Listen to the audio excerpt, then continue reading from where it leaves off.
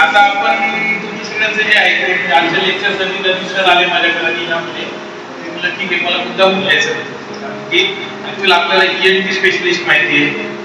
ENT म्हणजे काय? कानाकसा, बालरोग, स्त्रीरोग, मेंदूचे विकार म्हणजे कोण असतात? न्यूरोपॅथी. सायकियाट्रिस्ट म्हणजे कोण? सांगा सायकियाट्रिस्ट म्हणजे कोण? मनोरोग. ठीक आहे, आपण शुद्ध भाषेत म्हणायचं काय म्हणतो आपण? डायरेक्ट वेडेपणा काय? फक्त वेड्यांच्याच बघतात सायकियाट्रिस्ट? वेडे पेशंट पाहतात का? एक गोष्ट लक्षात घ्या की मला विषय त्यांनी दिलेला आहे की साथीच्या आजारातील आरोग्य सेवा प्रशिक्षण व सकारात्मक मानसिकता. ठीक आहे, साथीच्या आजारातील आरोग्य प्रशिक्षण जे आहे ते तुम्हाला सगळ्या डॉक्टर देणार आहेत. थोडक्यात 5 मिनिटात ते 7 मिनिटांमध्ये ते कव्हर करेल.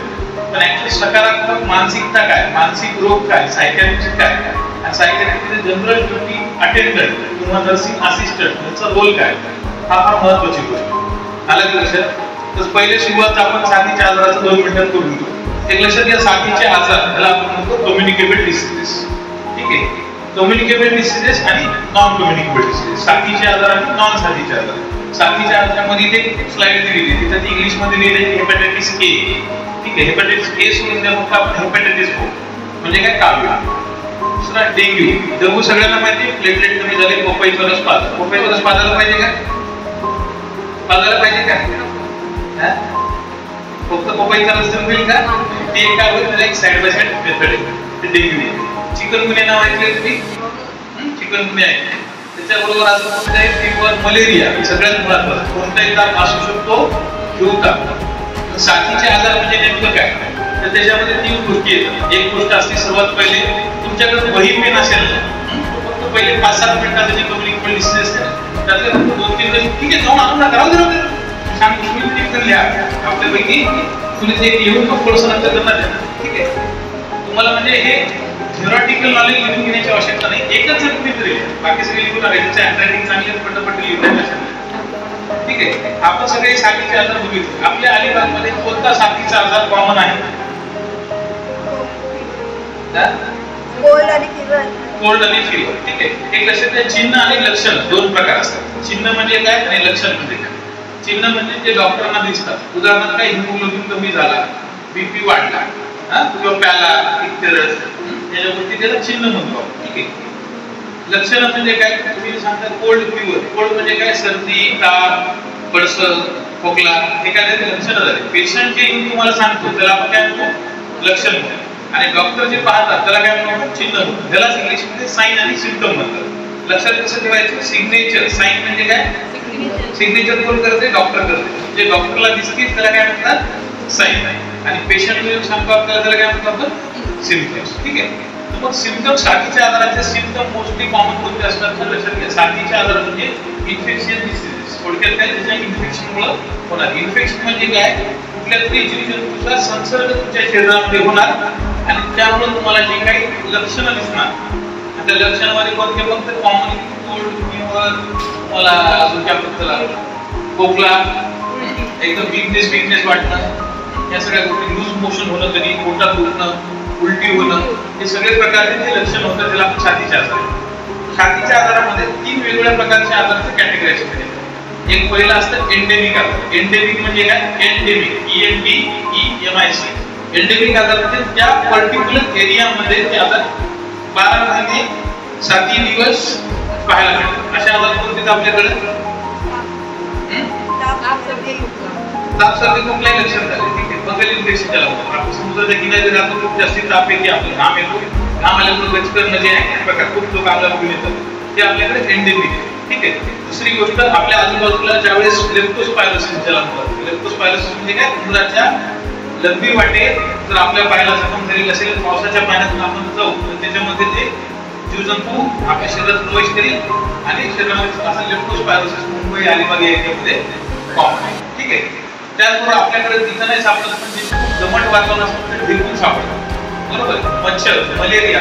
इंडिया म्हणजे आपण भारत देश एंडेमिक साठी मलेरियासाठी. मलेरियाचे मच्छर असतात ते आपल्या इंडियामध्ये खूप कॉमन आहे. मलेरिया आपल्या इंडियामध्ये एंडेमिक आहे. 12 महिने 24 तास 7 दिवस आपल्याकडे तो आजार पाहायला मिळतो. अशा आजार आपण एंडेमिक. ठीक आहे. दुसरा एक असतो इपिडेमिक. इपिडेमिक म्हणजे काय की पर्टिक्युलर इपिडेमिक म्हणजे पर्टिक्युलर एरियामध्ये पर्टिक्युलर काळासाठी येणार आहे. बरोबर आहे. पर्टिक्युलर एरियामध्ये पर्टिक्युलर काळासाठी. म्हणजे आता मी थोडक्यात सांगितलं होतं की काय लेप्टोस्पायरोसिस इपिडेमिक कधी येतो पावसाळ्यामध्ये पाणी साचतं पर्टिक्युलर काळाला पावसाळ्यामध्ये पर्टिक्युलर ठराविक काळामध्ये पावसाळ्यामध्ये पाणी साचतं आणि ठराविक एरियामध्ये म्हणजे आपला अलिबाग मुंबई या एरियामध्ये ठराविक एरिया. हा जर आपण औरंगाबादला बघितलं लेप्टोस्पायरोसिस एवढं भेटेल का नाही. या एरियामध्ये पर्टिक्युलर काळासाठी पर्टिक्युलर एरियामध्ये जर काही आजाराचे भरपूर रुग्ण सापडले त्याला आपण काय म्हणतो इपिडेमिक.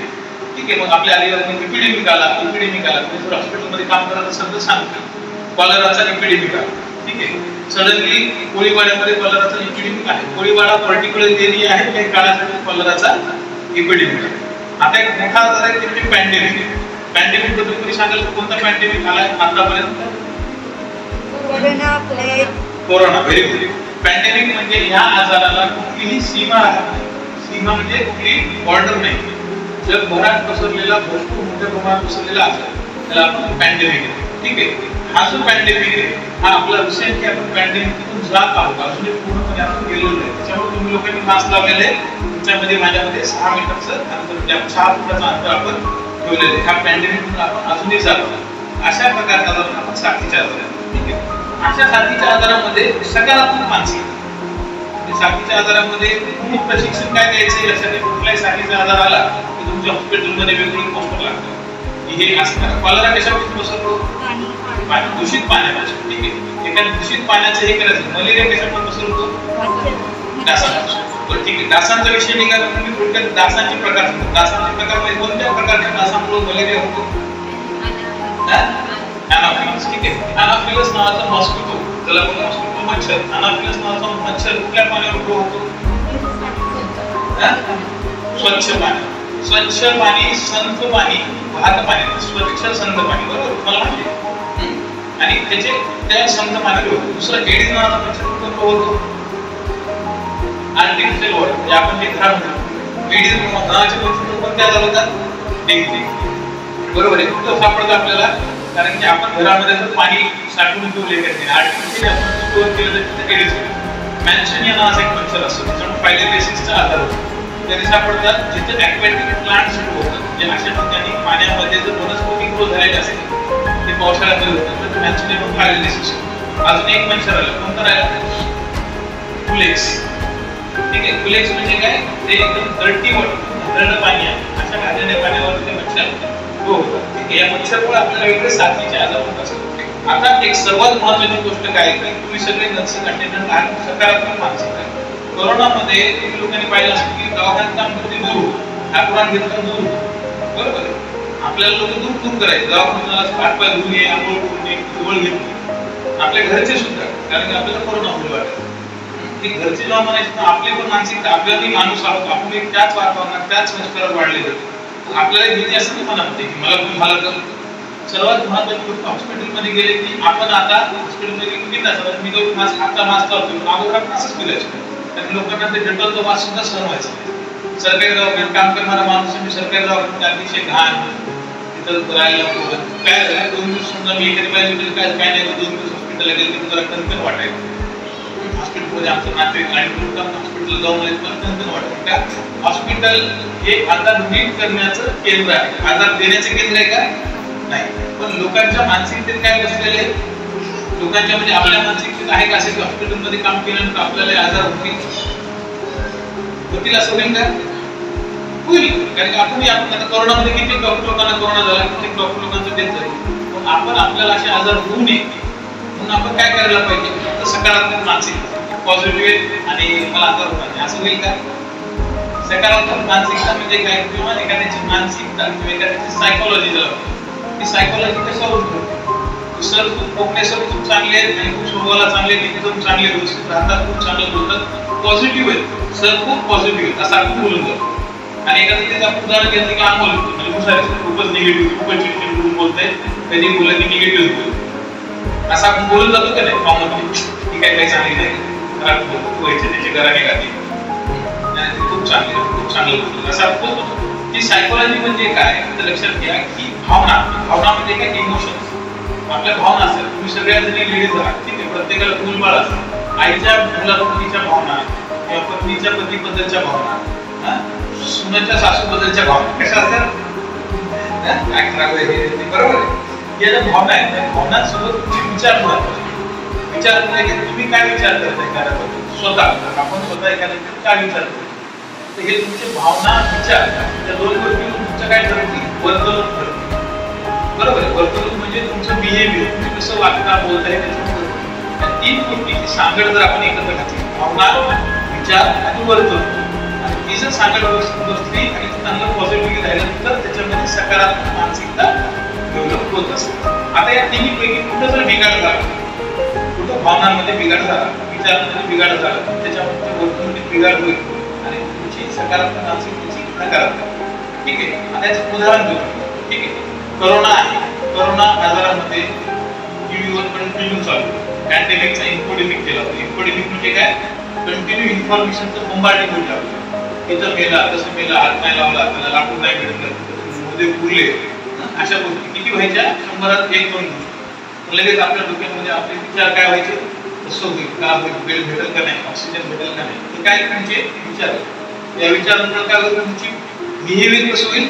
हॉस्पिटलमध्ये नको जाणं, नको जवळ जायचं, तुमची वर्तणूक बिघडू शकते. आणि भावना म्हणजे काय? माझं मी मेल्यानंतर ते माझ्या मागे कसं होईल, काय होईल, पूर्ण मानसिकता निगेटिव्हिटीकडे. तर हेच जर भावना विचार आपण असे ठेवले की नाही, मी माझं बिहेवियर, माझी वर्तणूक, मास्क लावून, साबण अंतर घेऊन आणि हात सॅनिटाईज करून व्यवस्थित राहते, मला आजार होणार नाही. जरी मला आजार झाला तरी मला आजारामध्ये मी बघते हॉस्पिटलमध्ये काम करते, 98% लोक, 100चे 98 लोक आरामशीर नीट होतात, घरी जातात. ठीक आहे. त्याच्यामुळे तुमचं काय होईल? तुमची वर्तणूक चांगली असते की तुमचे विचार चांगले, विचार चांगले असते की तुमच्या भावना आपोआप काय होतील? पॉझिटिव्ह.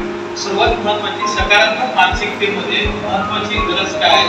तुमच्या भावना, विचार आणि वर्तणूक याची तुम्हाला सांगड घालता यायला पाहिजे. त्याच्यात एक जरी गोष्ट कुठं बिघडली तर काय होईल? तुमची सकारात्मक मानसिकतेची नकारात्मक मानसिकतेकडे वाटचाल सुरू होते. आणि एकदा नकारात्मक मानसिकता सुरू झाली मग काय होतं? परत आपल्याला तो आजार होऊ शकतो किंवा आपल्यापासून इतरांना होऊ शकतो. एक दुसरा महत्त्वाचा पार्ट आहे सायको एज्युकेशन. सायको एज्युकेशन म्हणजे काय? आपण नर्सिंग अटेंडंट आहोत. आपल्या घरामध्ये कुणी हॉस्पिटल क्षेत्रात काम करत नाही, आपण एकटे हॉस्पिटल क्षेत्रात काम करतो. अशा वेळी आपण आपल्या घरचे डॉक्टर असतो. बरोबर आहे. घरचे तरी डॉक्टर असे जरी तुम्ही काही नसतील, तुम्ही नर्सिंग अटेंडंट असा नसाल, तुम्ही जर आजारी पडले आणि तुम्ही तुमच्या घराचं मेन असाल, स्त्री पकला आला की लगेच काय करतात? अद्रक हळद एकत्र करून त्याचं चाटण बाळाला चाटायला लावलं, कुणाला गेलं कशात थरथर व्हायची, रात्री हळदीचं दूध लगेच. ठीक आहे. म्हणजे इंडिरेक्टली डॉक्टर आहे. बरोबर आहे. आपण कुठं होम रेमेडीज वापरायच्या, म्हणजे घरी गोष्टी वापरायच्या आणि कुठं आपल्याला हॉस्पिटलला जायचं, या गोष्टी गरजेच्या आहेत. साथीच्या आजारामध्ये जर आपण होम रेमेडीज वापरल्या साथीच्या आजारामध्ये एकापासून दुसऱ्याकडे पसरण्याच्या आजार. ठीक आहे. ह्या गोष्टी म्हणजे आपल्याला प्रॉपर एज्युकेशन म्हणजे काय? नॉलेज म्हणजे ज्ञान. त्या आजाराचं ज्ञान असणं गरजेचं आहे. आपल्याकडे मन आहे, हात नॉलेज इज ऑलवेज डेंजरस. काहीच माहित नसेल तर परवडत, पूर्ण माहित असतं तरी परवडत, अर्धवट माहित असलं तर काय होईल? सगळं गोंधळ होतं. पण एक लक्षात घ्या की आपल्याला अर्धवट माहिती, आता नर्सिंग स्टुडंट आहात किंवा नर्सिंगचे अटेंडंट आहात, आजाराची पूर्ण माहिती आवश्यक आहे का तुम्हाला? कोणत्या ट्रीटमेंट द्यायची, कशी द्यायची, काही त्याची गरज नाही, डॉक्टरची गरज नाही. तुमच्या लेवलला जेवढं गरजेचं आहे तेवढं जरी पूर्ण नॉलेज असेल तुम्हाला तरी ते तुमचं सफिशियंट आहे. ते हाफ नॉलेज नाही. सर्वात महत्त्वाची गोष्ट, आज जर आपण पब्लिकमध्ये फिरलो तर आपल्याला हे सुद्धा माहित नाही की एखाद्या व्यक्तीचा त्वचारोग तज्ञाचा आजार झाला, आपण कुठं जातो? स्त्रीरोग तज्ञ म्हणतो. बरोबर आहे. एखाद्या स्त्रीला गुप्तरोग झाला किंवा तिला जर मोबाईल इन्फेक्शन झालं तर आपण कुठं जातो? डिलिव्हरी व्हायला पाहिजे. तिथं जायला पाहिजे का आपण? पुन्हा जायला पाहिजे त्वचारोग. पण आपण कॉमन पब्लिकमध्ये जर बघितलं, कॉमन पब्लिकमध्ये काय? स्त्री रोगाचा आजार तीच पाहिजे तिला विचार. एखाद्या बाईला अटॅक आला तिला कुणाकडे घेऊन जायला पाहिजे? फिजिशियनकडे. हे नॉलेज सुद्धा खूप सफिशियंट नॉलेज आहे. म्हणजे कोणत्या डॉक्टरला अप्रोच करायचे, कुठं जाऊन योग्य मदत भेटेल आपल्याला, योग्य मदत आपल्याला मिळेल, हे नॉलेज सुद्धा तुमच्यासाठी खूप खूप आवश्यक आहे. आता एक सगळ्यात महत्त्वाची गोष्ट, ह्या एज्युकेशनला काय म्हणतो? सायको एज्युकेशन. एखाद्या आजाराचं कोरोनाबद्दल आपल्याला नॉलेज नसलं असतं, आपली सायकोलॉजी काय देते असते? कोरोनामध्ये आपल्याला प्रॉपर नॉलेज भेटतं. कोरोना उंकी वाटे किंवा श्वासा वाटे पसरतो, जे आपण स्पुंकी नाही म्हणतात, रिस्पिरेटरी ड्रॉपलेट्स. त्याच्या वाटेत पसरतो. हे जेव्हा नॉलेज आलं आपल्याला तेव्हा आपली सायकोलॉजी बदलली, तेव्हा आपला नाश्ता असतो. कोरोनामध्ये हात स्वच्छ साबणाने धुतले पाहिजे किंवा अल्कोहोलयुक्त 70% अल्कोहोलयुक्त सॅनिटायझर हात धुतले पाहिजे. हे काय झालं एज्युकेशन, बरोबर आहे. नाही मी मिठाने हात धुणार, मी फक्त पाण्याने हात धुणार, त्याच्यात जंतू मरतील का? अशा वेळेस लोकांना आपल्याला काय कशामुळे कोरोनामध्ये साबणाने हात धुवायचे? कोरोनाच्या भोवती एक कुठतरी लिपिडचा लेअर होतो. लिपिड म्हणजे काय? मेद मराठी, ठीक आहे. मेद म्हणजे थोडक्यात तेलकट तुपकट आवरण होतं. कपडे होते, कोरोनाचे कपडे तेलकट तुपकट होते. आपण आज मस्तपैकी बिर्याणी खाल्ली, तेलकट तुपकट आपला हात झालाय, बरोबर आहे. हा तेलकट तुपकट हात आपल्याला स्वच्छ करायचा तर फक्त पाण्याने धुवून का? कशाने धुवायला लागेल? साबण घातल्याने तेलकट तुपकटपणा निघून जातो. असते आणि आपण जर साबण हात धुतले असतील तर त्याचे वरचे कपडे फाटले असतील आणि कोरोना पळून गेला असता. म्हणून आपल्याला साबण हात धुवायचे. हे काय झालं? हे जेव्हा तुम्हाला तुमच्या लेवलला तुम्ही लोकांना समजून सांगा, तुम्हाला स्वतःला कळतील गोष्टी. सायकोलॉजी एज्युकेशन त्याच्यामुळे काय होईल? तुमची सायकोलॉजी चेंज, बरोबर. सगळ्यात महत्त्वाच्या गोष्टी कोणत्या? सायकोलॉजी एज्युकेशन असणं अत्यंत गरजेचं आहे. प्रॉपर एज्युकेशन असेल तर तुमची मानसिकता बरोबर सकारात्मक होते. पण एखाद्या गोष्टीचं एज्युकेशनच नाही येत आपल्याला काय होईल? आपली मानसिकता नासू शकते. आता ह्या व्यतिरिक्त सकारात्मक मानसिकतेमध्ये किंवा तुम्हाला साथीचे आजार असू दे, कुठले आजार असू दे, त्याच्यामध्ये सर्वात महत्त्वाचे 3 गोष्टी फार महत्त्वाच्या. कोणत्या 3 गोष्टी महत्त्वाच्या आहेत? एक म्हणजे सर्वात महत्त्वाची गोष्ट तुमचं डाएट. डाएट म्हणजे काय? तुमचा आहार. आहार तुम्ही कसा घेता? आहारावरून तुमचा विहार करतो. विहार म्हणजे काय?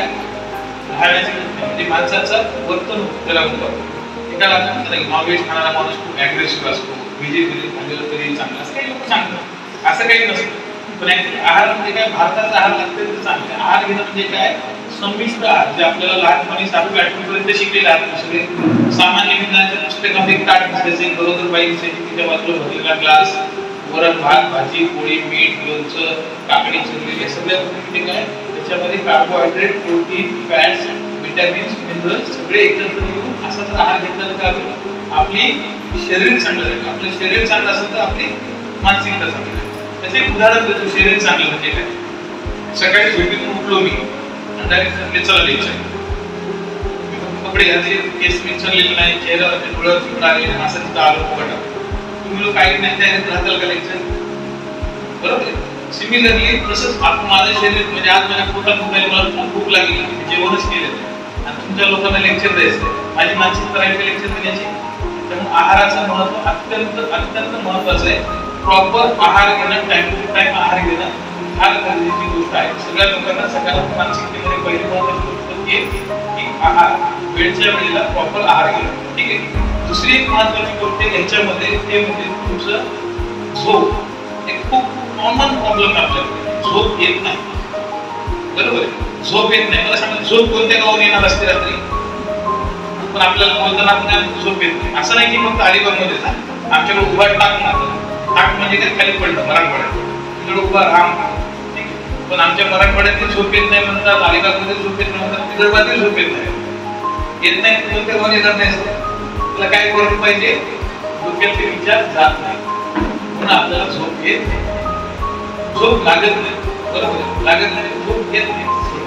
ही जी गोष्ट आहे की हे झोप नाही येण्याचं कारण झोप जर प्रॉपर झाली नाही, काल आपल्याला झोपलेलंच नाही, डोळे एकदम सुजलेले आहेत माझे, मला खूप चिडचिड व्हायले, अशा वेळेस तुम्हाला एक लेक्चर द्यायचं, तुम्हाला लेक्चर देणार का? दुसरी महत्वाची गोष्ट आहे, हे कम्प्युटर त्याच्यासमोर ठेवलेले आहे, चार्जिंग पॉईंट लावल्या सगळे ठेवले, कंटिन्यू जर त्याच्यात काम करायचं, कंटिन्यू मशीन, बरोबर. आपल्या शरीरामध्ये मशीन, त्या मशीनला थोडासा आराम दिला पाहिजे. झोप घेणं म्हणजे काय? आपण आपलं रिमूव्ह करत असतो, आपल्या शरीराला आपण कुठं कुठं एक थोडंसं आराम देत असतो. आराम खूप गरजेची गोष्ट आहे. प्रॉपर 6 ते 8 तासाची झोप ही अत्यंत आवश्यक आहे. कशासाठी? सकारात्मक मानसिकतेसाठी. जर तुमची झोप प्रॉपर झाली तर तुमचे बोलणं, तुमचं वर्तणूक चांगलं राहील, विचार चांगले राहील, तुमच्या भावना चांगल्या राहील, सकारात्मक मानसिकतेकडे. दुसरा सर्वात महत्त्वाचा पण झोप आहे. तिसरा महत्त्वाचा पॉईंट ज्याच्यानं दुर्लक्षित झालेले सकारात्मक मानसिकतेबद्दल ते म्हणजे एक्सरसाइज. एक्सरसाइज म्हणजे काय? व्यायाम. व्यायाम म्हणजे की जायचं जिम मध्ये, लोक उचलायचं, त्याला व्यायाम म्हणतात. मॉडरेट प्रकारचे एक्सरसाइज, माइल्ड म्हणलं नाही आणि सिव्हिअर म्हणलं नाही. मॉडरेट म्हणजे काय? थोडक्यात म्हणजे मध्यम स्वरूपाची. एकदम सौम्य पण नाही आणि तीव्र पण नाही, मध्यम स्वरूपाची एक्सरसाइज, मध्यम स्वरूपाचा व्यायाम हा तुम्हाला अत्यंत आवश्यक आहे. मध्यम स्वरूपाचा व्यायाम म्हणजे काय, झोपेतून उठल्यावर ऍटलीस्ट अशाचे हात वळवणं, हाताच्या मुठ्या करणं, मान अशाशी करणं, हे जे आहे या सगळ्या गोष्टी सोबत सोबत चालणं फिरणं या खूप गरजेचं आहे. हे जरी होत नसतं तर घरातली फरशी पुसणं, झाडून काढणं, तुमच्या शरीराच्या प्रत्येक भागाची मुवमेंट होणं गरजेची गोष्ट आहे. अशा प्रकारचे जर मध्यम स्वरूपाचा व्यायाम जरी आपण केला रोजच्या रोज तर आपली मानसिकता सकारात्मक राहते.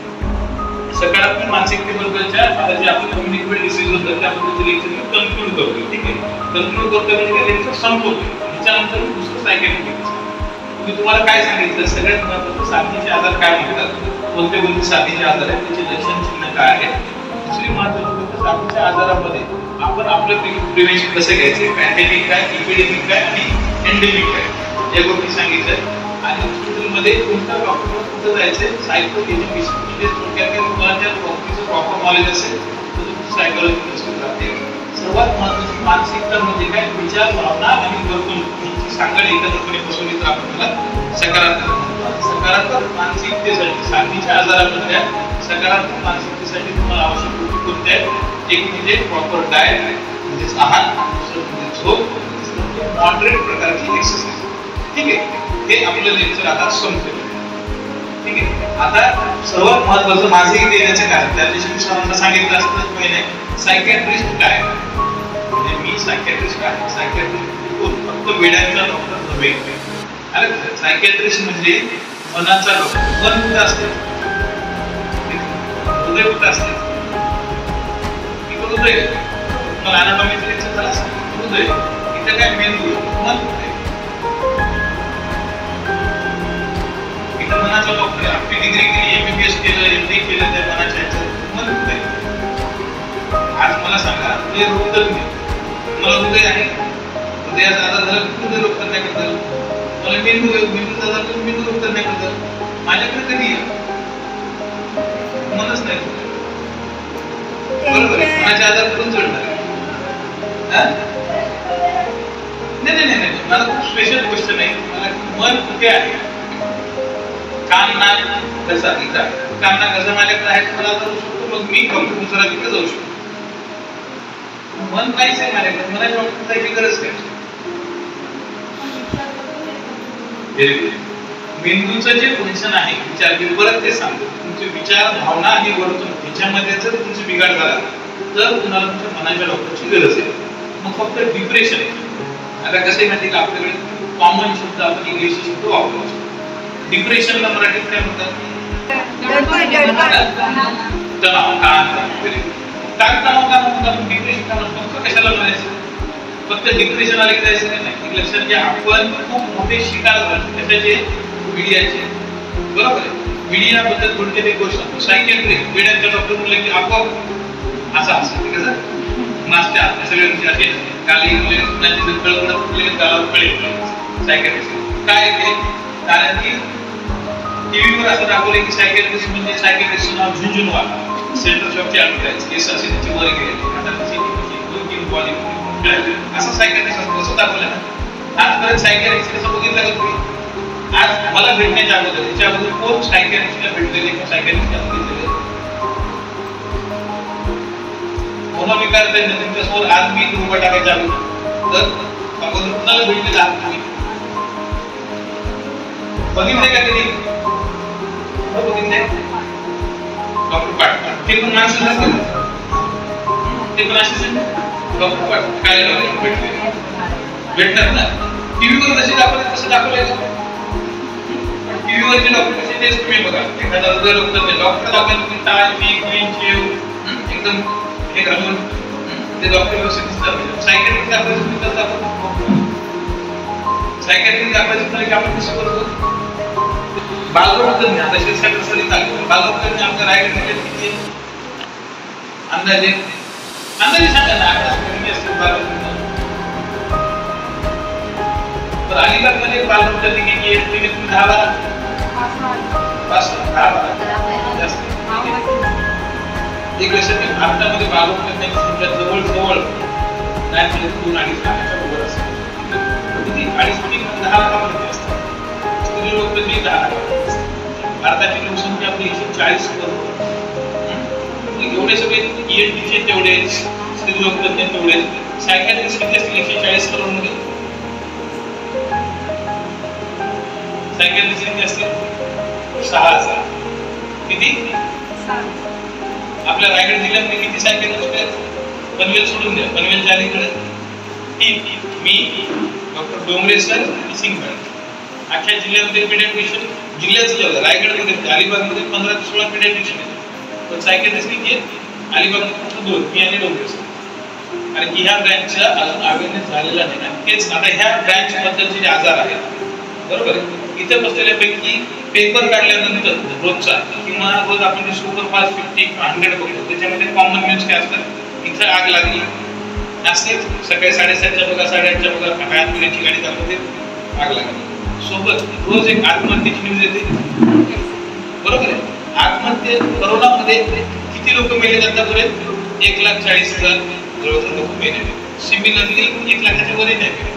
भारतामध्ये दरवर्षी 1.5 लाख लोक कशाने मरतात? आत्महत्या. किती? 1.5 लाख. इथं बसलेल्याच्या पैकी प्रत्येकाला माहित असेल कुणीतरी आत्महत्या केलेली आहे. आणि ती आत्महत्या केल्यानंतर रस्त्याने जाताना किंवा नसून वाटत वापस जाताना आपण काय म्हणतो? अरे वाचला असता, त्याने हे केलं असतं, त्याला वेगळंच वागणं, त्याचं वागणं बिघडलेलं होतं, त्याचं वागणं बिघडलेलं होतं, बरोबर, हे तुम्हाला दिसत होतं. मग कधी तुम्ही त्याच्या भावना किंवा त्याचे विचार जाणून घेण्याचा प्रयत्न केला होता का? जेव्हा तुम्ही त्याच्या भावना किंवा विचार जाणून घेण्याचा प्रयत्न केला असता तर तुम्हाला काय कळालं असतं? तुमचं सायको एज्युकेशन सांगितलं असतं केला, सायकॅट्रिस्ट दुसऱ्या सरकडे आपल्याला घेऊन जायला लागेल, बरोबर. त्याच्याकडे घेऊन गेला असतं, त्याची आत्महत्या प्रिव्हेंट झाली असते, बरोबर आहे. म्हणजे सिरियल थोडक्यात टाइम आपल्याला सांगितलं की डिप्रेशन आहे, ठीक आहे. डिप्रेशन म्हणजे ताणतणाव, पहिले ताणतणाव येतो, ताणतणावामधून दुःख येतं, दुःखामधून नैराश्य येतं, नैराश्यामधून आत्महत्येचे विचार येतात, आत्महत्येचे विचार येऊन आत्महत्या, बरोबर आहे. आता एक बेसिक छोटा फरक सांगतो. दुःख कशाला म्हणायचं आणि नैराश्य कशाला म्हणायचं, बरोबर आहे. माझ्या घरी कुणाची तरी डेथ झाली, माणूस जन्म होता, एकदम एक्सपायर झाला, वाईट वाटायला रडायला, तर 10व्या दिवशी काय करायचं? त्याचं 10वं करायचं, 13व्या दिवशी पुढे खायला आणि लग्न कामाला लागायचं, बरोबर. नंतर त्यानंतर वाईट वाटत राहतं, पण ते दुःख सोबत पुढे चालतं, त्याच्यात रुटीन कामाला. हाच व्यक्ती डेथ झाला तर तो रुटीन काम करत नाहीये, काही नाही, घरात बसून आहे, सारखं त्या आठवणीत रडत चाललाय, ते व्हायले. अशा व्यक्ती व्हायला तर काय व्हायले? तो दुःखातून नैराश्य होते. दुःख हे कालांतराने कमी कमी होत जातं, नैराश्य हे कालांतराने काय होतं? वाढत जातं. दुःख आणि नैराश्यामधला किंवा डिप्रेशन आणि ग्रीफ मधला महत्वाचा फरक आला. पुढचा एक महत्वाचा आधार तो सायकॅट्रिस्ट डील करतात. कोणता आधार डील करतात सायकॅट्रिस्ट? इथे बसलेल्यापैकी एक जण असा हात वर करायचा की मला एकही बेवडा दारू पिणाऱ्या व्यक्ती माहित नाही. एकाने जरी हात वर केलं, सर दारू पिणारा व्यक्ती मी बघितलाच नाही, तंबाखू खाणारा व्यक्ती बघितलाच नाही, आहे असं कधी? कुणीच नाही. बरं, त्याच्या पुढचा क्वेश्चन, माझ्या घरात माझ्या फॅमिलीमध्ये कुणीच दारू पित नाही, तर मला दारूचा कुठेही त्रास नाही. माझ्या सोसायटीमध्ये, माझ्या आजूबाजूला, माझ्या घराच्या बाजूला दारू पिण्याचा त्रास मला होत नाही. बसमध्ये येताना इकडे तिकडे दारू पिणाऱ्या लोकांना त्रास होत असं आहे का नाही? लक्षात आहे, दारू हा मोठा वाक्य बोलायला होता की ऍडिक्शन, त्याला व्यसन म्हणतो, ठीक आहे. व्यसनाधीनता, व्यसनाधीनतेवर उपचार करणारे लोक कोण असतात? पावडर देणारे हेच दारूचं पावडर झालं तर पालवरला चालले लोक, सुट्टी म्हणतात, जेवणातून औषध टाकून द्यायचं, अशा लोकांना घ्यायचं असते का? व्यसनात एखाद्या व्यक्ती खूप जास्त दारू पितो तर त्या व्यक्तीला झोपू नको नाही, 10 वाजले झोप येते का? सकाळचं पहिले लेक्चर फुले होतात, झोप यायची का? आवाज गो व्हायला का? माईक मध्ये वाटत नसते का? असं रफ आवाज आहे माझा, माईक मध्ये गाणं गायला, ठीक आहे. एक लक्षात घ्या की आपण ज्याला म्हणतो व्यसनाधीनता जी आहे, व्यसनाधीनता कोणत्या कोणत्या प्रकारची व्यसन माहिती आपल्याला? तंबाखू, सिगरेट, बिडी, बरोबर, सिगरेट, गांजा, ड्रग्स. आपल्याकडे ड्रग्स पाहायला पडते नाही, मुंबईला पडते ड्रग्स, ठीक आहे. हे व्यसन जर सोडवायचं असेल कुठे घेऊन जायला पाहिजे? कुठे घेऊन जायचं? कोणत्या डॉक्टरकडे जायचं? आता हे तपासून म्हणून सांगायचं आता उत्तर समोर आहे सायकॅट्रिस्ट व्यसनाधीनतेशी डील करणारे सायकॅट्रिस्ट. ठीक आहे. तुमच्यासाठी थोडक्यात एकच गोष्ट सांगतो, कुठलाही व्यक्ती माणसाला जर म्हणला की व्यसन सोड, एक व्हॉट्सअपला जोड करतो, अरे व्यसन सोड, रोज 200 रुपयाची दारू पितो, विचार कर 20 वर्षाची दारू प्यायलास किती पैसे वाढवतात, एवढ्या पैशामध्ये तुझी कार आली असते, ते तुम्हाला म्हणते की तू पितोस का नाही, तुझी कार दाखव, बरोबर. मग ते काय झालं, ते दारू सोडेल का तशानं? सर्वात महत्वाची गोष्ट काय, व्यसनाधीनतेमध्ये व्यसन काय, त्याला व्यसन नाही, सवय आहे. बरोबर आहे. कॉमन ती गोष्ट लक्षात घ्या, मला व्यसन नाही, मला सवय आहे. कशाची सवय आहे? त्याला दारूची सवय. मग आपल्याला व्यसन आणि सवय याच्याबद्दल फरक सांगता येतो का? तुम्ही नर्सिंग अटेंडंट आहात, तुम्हाला एखाद्या दारू पिणाऱ्या पेशंटला सांगायचं की तो व्यसनी आहे, त्याला कसं समजून सांगणार आपण? जेव्हा तू उठल्या सकाळी तुला मिश्री लागते, त्याच्याशिवाय तुला शक्य नाही होत, तुला फ्रेश नाही वाटत, मिश्री व्यसन आहे, ती पहिल्या तेच म्हणते, तू पण सकाळी उठून दात घासतेस, त्याच्याशिवाय तुला फ्रेश नाही वाटत, मग तुला दात घासायचं व्यसन आहे का? काय फरक काय? व्यसन आणि सवय मध्ये फरक काय सांगता येईल तुम्हाला? चुकू द्या, चुकलं तरी हरकत नाही, सांगा.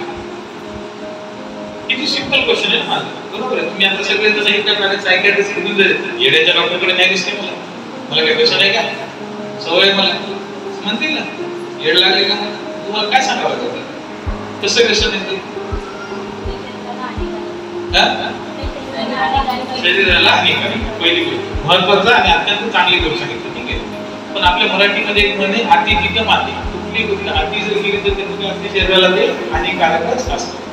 अलग लक्षात, एक्सेस मध्ये करतो. मी टूथपेस्ट किंवा मी जी दात घासण्यासाठी टूथपेस्ट वापरत होतो 10 वर्षापूर्वी, तेवढी टूथपेस्ट मी आजही वापरतो. म्हणजे काय, माझी क्वांटिटी वाढली नाही.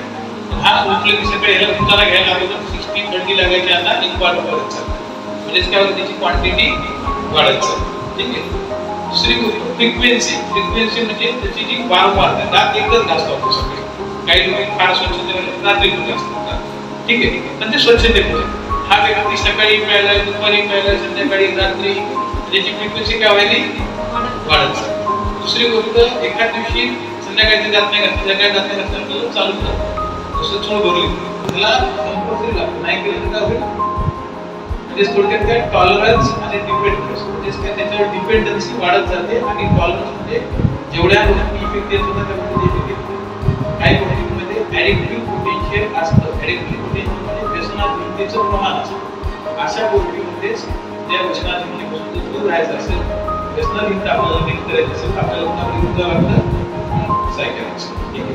पुढची एक गोष्ट असते, आपल्याकडे बोललं जातं. काय बोललं जाते आपल्याकडे? पोरी लव्ह मॅरेज केले, 3 वर्ष झाले साहेब, आणि आता सोडून द्यायचं, ताकद द्यायची का? पोरगं काही काम धंदा करीत नाही, काही करीत नाही. आता तुम्ही अगोदर काय बघितलं होतं, काम धंदा करीत नाही, पैसे नाही, 3 वर्ष सुद्धा केलं, आता आम्हाला नाही लागायचं. बरोबर आहे. आपल्याकडे खूप कॉमन आहे मराठीकडे डिस्प्यूट्स, नवरा बायकोची भांडणं. बरोबर आहे.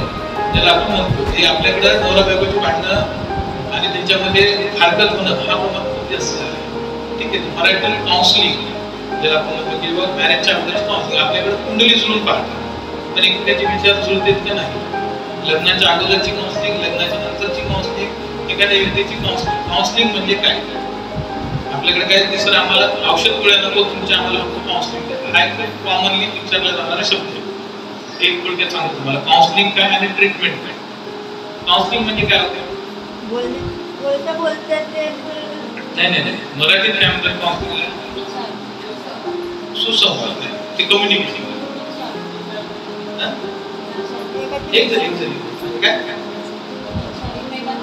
एकमेकांचे विचार शेअर करणं म्हणजे त्याला आपण संवादच म्हणतो. काउन्सिलिंगला शुद्ध मराठी शब्द काय? समुपदेश. समुपदेश. आपण समुपदेश करतो का? आपण काय करतो? सल्ले देतो. सल्ला म्हणजे काय? समुपदेशन म्हणजे काय? समुपदेशन म्हणजे काय? पुढच्याच्या जागी जाऊन विचार करून त्याच्यासाठी लागू पडणारा सल्ला किंवा त्याला ऑप्शन देतो. म्हणजे काय? असं वागलास तर असं होईल, हे केलं असतं हे होईल, हे केलं ते होईल. 2-3 पर्याय एक्सपोर्ट ठेवणे आणि त्यानुसार त्याचं बिहेवियर करणे, याला आपण काउन्सिलिंग म्हणतो.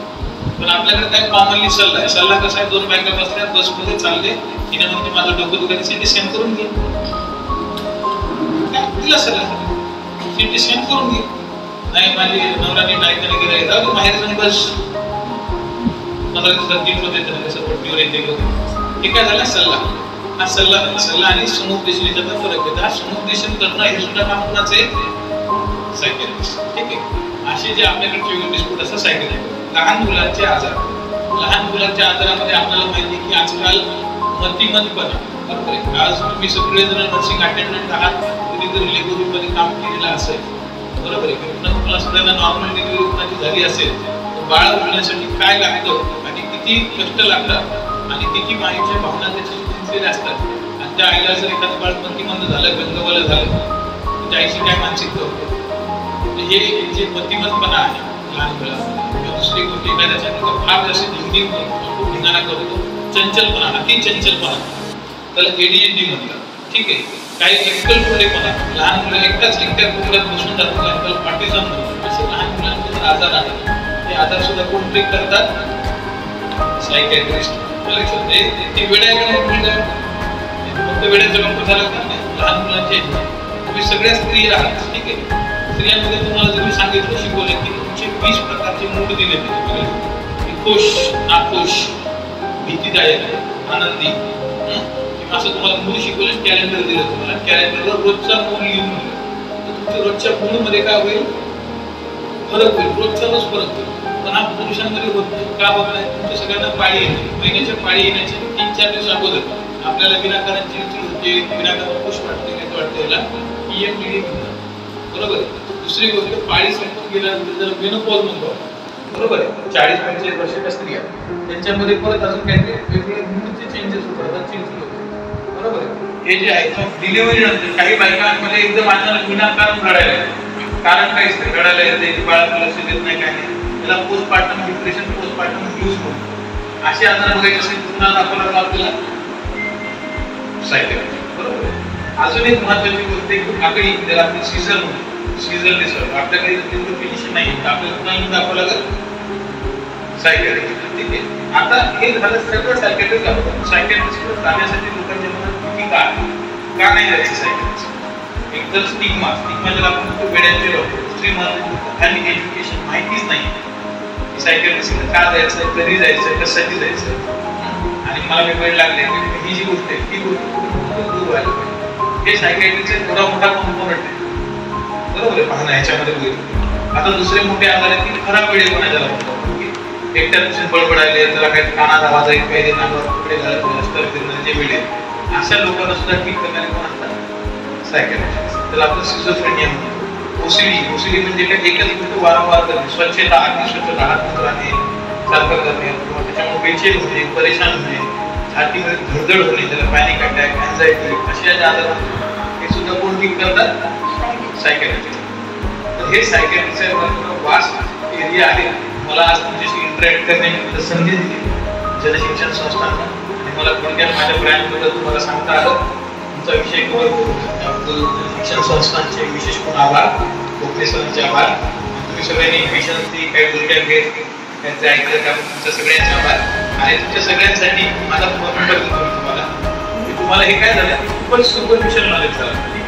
परत जर कधी तुमच्या लोकांसोबत इंटरॅक्ट करायची वेळ आली मला, निश्चित मला तुम्ही सांगा. आणि एक लक्षात घ्या, आज मी तुम्हाला काय सांगितलं की सायकॅट्रिस्टकडे कधी जायचं, कोणत्या सायकॅट्रिस्टकडे जायचं, तिकडे ठाण्याला गेलं. ठीक आहे. माझी बदली ठाणे मेंटल हॉस्पिटलला झाली.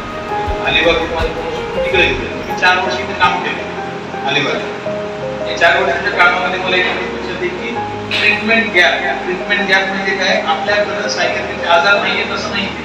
सायकॅट्रिकचे आजार भरपूर आहेत, पण ट्रीटमेंट कुठं लावून घ्यायची, कशी घ्यायची, काय घ्यायची, याबद्दल लोकांमध्ये ज्ञानच नाही, नॉलेजच नाही. त्यामुळे खूप मोठे प्रॉब्लेम होतात. तेव्हा आपण नर्सिंग अटेंडंट म्हणून हॉस्पिटलचा एक स्तंभ म्हणून हॉस्पिटलमध्ये काम करणारे लोक जेव्हा आपण काम करतो, 4 लोकांसाठी आपण डॉक्टर असतो. 4 लोक जेव्हा आपल्याला विचार करतो, आपण त्यांना प्रॉपरली गाईड केलं पाहिजे. ठीक आहे. माझं नाव डॉक्टर अमोल गुसारे. ठीक आहे. हा नंतर तुम्हाला रिझल्ट दिलाय की तुम्हाला कधी प्रेरित सायकॅट्रिक बद्दल काही अडचण आली, डायरेक्ट कॉल करून चला मेसेज टाका, सर मी असं मला सायकॅट्रिक बद्दल माहिती देणार नाही.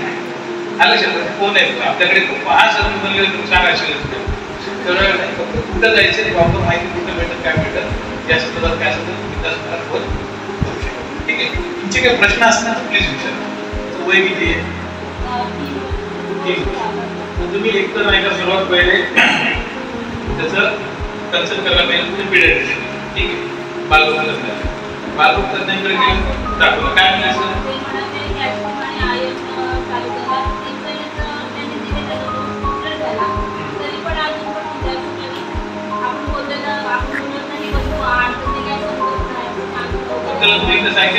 दाखवू शकतात सल्ला कन्सल्ट करू शकतात. एखाद्याशी कन्सल्ट करणं म्हणजे डायरेक्ट ट्रीटमेंट घेणं नाही.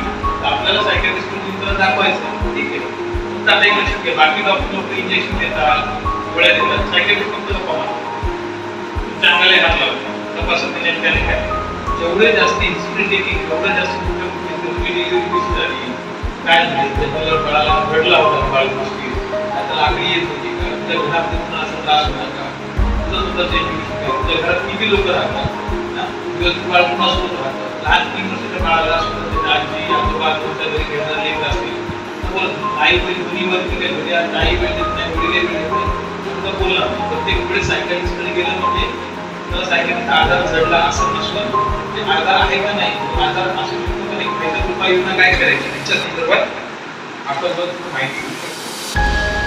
अजून काही प्रश्न आहे दाखल कधी बसते एखादा माणूस बोलते तुझा गड्याच्या कंटाळ्याला गेला करून घे त्याचे काय मानसिकतेमध्ये त्याची वर्तणूक बिघडलेली असते तिचे विचार भावना तिला एक्सप्रेस करता येणे गेली जाती एखाद्या चोरी पकडले गेली चोरी पकडले गेली चूक पकडले गेली ती जाती मग तिला डॉक्टरकडे घेऊन जातो डॉक्टर जीप चावली का नाही उलटी झाली का नाही बेशुद्ध झाली का नाही दाखल कधी बसली घरी भांडण तंटा झाला की मग दाखल म्हणजेच काय ताणतणावाला तिला ताणतणावाला की तिचं बिहेवियर काय झालं बिघडलं आणि हिला काय नागरीच्या गोळ्या चालू किती वर्षापासून 20 वर्षापासून जेव्हा की तिला गरजच नव्हती अशा गोष्टी होत.